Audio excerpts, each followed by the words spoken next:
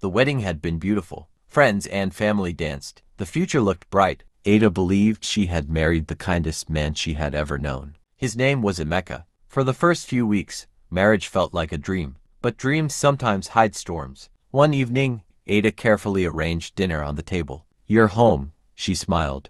Emeka kissed her forehead. "It smells amazing." Before they could sit down, his phone rang. He looked at the screen. "It's my mother," he answered immediately. "Good evening, Mama." Ada quietly waited. The 5-minute call became 30 minutes, then an hour. Dinner became cold. After hanging up, Emeka sighed. "Mama wants us to spend the weekend at her house." Ada smiled politely. "That's fine." Every weekend became every day. Every decision passed through his mother first. "What curtains should we buy?" "I'll ask Mama." "What school should we save for our future children?" "I'll ask Mama." "What should we do with our savings?" "I'll ask Mama." Ada laughed the first few times. Eventually, it stopped being funny. One evening she finally spoke. "Emeka." "Yes, I married you." He smiled. "I know, but sometimes I feel like your mother is the one making every decision." His face changed. "Don't say that. I'm only telling you how I feel." He folded his arms. "She's my mother, and I'm your wife. You'll never understand the sacrifices she made for me." Ada nodded.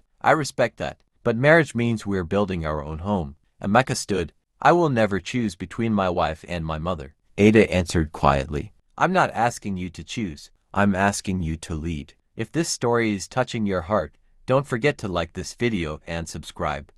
You never know whose life today's lesson might change. Things became worse. Mama Grace began entering their home without notice. She rearranged the furniture, criticized Ada's cooking, changed the curtains, even replaced groceries. One afternoon, Ada returned from work. Her wardrobe had been reorganized. She stared in disbelief. "Mama, did you move my things?" Mama Grace smiled. This house needed proper organization. Ada forced a smile. "I would have appreciated if you asked." Mama Grace laughed. "My son bought this house." Emeka walked in. "What happened?" Ada looked relieved. "Your mother went through my personal belongings." Emeka looked at his mother, then at Ada. Finally, he said, "It's not a big deal." Ada couldn't believe what she had heard. "It is a big deal. Mama was only helping." "No," Ada whispered. "You are refusing to see the problem." Months later, Ada discovered she was expecting a baby. She was overjoyed. She planned a romantic surprise. Before she could tell Emeka, Mama Grace already had. "My son, congratulations." Emeka hugged his mother. Ada stood frozen. "How did you know?" Mama Grace smiled. "I found your hospital report. You searched my handbag." Silence. Ada looked at Emeka. "Please tell me this isn't okay." Emeka avoided her eyes. "Mama didn't mean any harm." Ada felt tears forming. "Every private part of my life belongs to everyone except me." That night, she packed a small bag. "I'm going to stay with my sister for a while." Emeka crossed his arms. "If you leave, don't expect me to beg." Ada looked at him. "I hoped you would stop me." Then she walked away. What would you do if you were in Ada's position?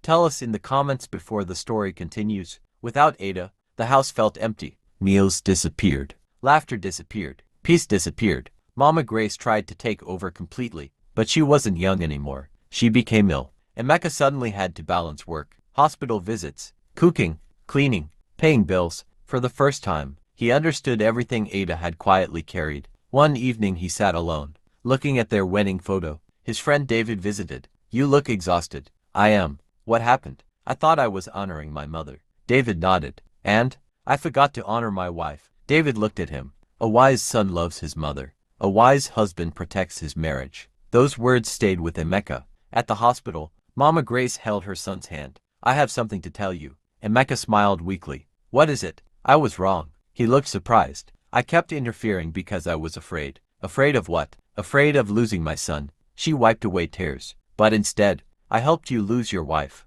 Emeka remained silent. "I should have taught you to build your own home. Instead, I kept pulling you back into mine." For the first time, Emeka cried. Days later, he stood outside Ada's sister's apartment. She opened the door. Neither spoke. Finally, "I'm sorry." Ada remained quiet. "I kept asking you to understand me, but I never tried to understand you." She folded her arms. "I loved your mother. I never wanted to replace her. I only wanted my husband." Emeka nodded. "I know. I failed you. I thought choosing my mother made me a good son, but I became a poor husband." Ada's eyes filled with tears. "What happens now?" He handed her a small envelope. Inside was the deed to a new home. "Our home. No one gets a key. No one enters without our invitation." Not even my mother. Ada looked at him. Did she agree? He smiled. She insisted. Months later, the baby was born. Mama Grace visited only when invited. She knocked before entering. She respected boundaries. One afternoon, she watched Emeka changing the baby's diaper. She laughed.